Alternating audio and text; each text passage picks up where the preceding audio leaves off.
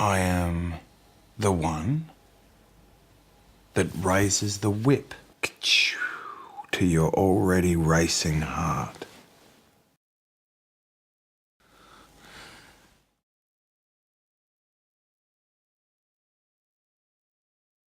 As a child, I was extremely shy. I was extremely anxious about things at school, participating in school. So I just thought that was quite normal to be like that, and to avoid circumstances.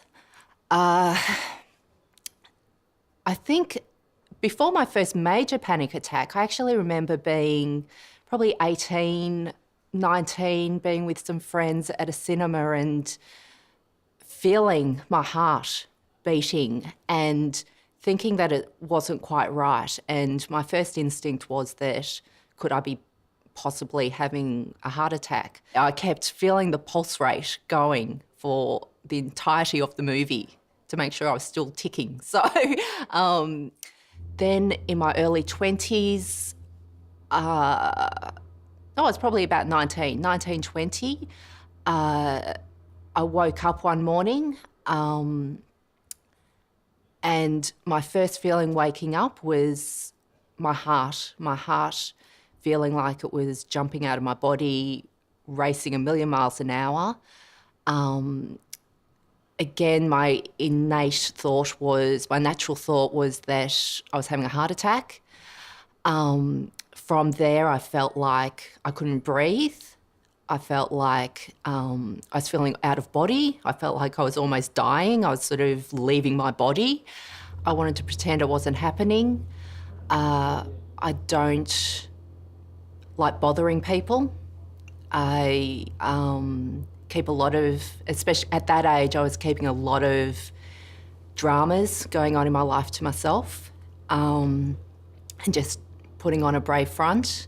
And I remember one morning, probably 3 a.m, and I'm not religious, but I prayed and said, if I can survive this, I promise I'll go to the doctor. And I went to the doctor, made an appointment, went to the doctor a few days later and told him what I was experiencing, and got no resolution.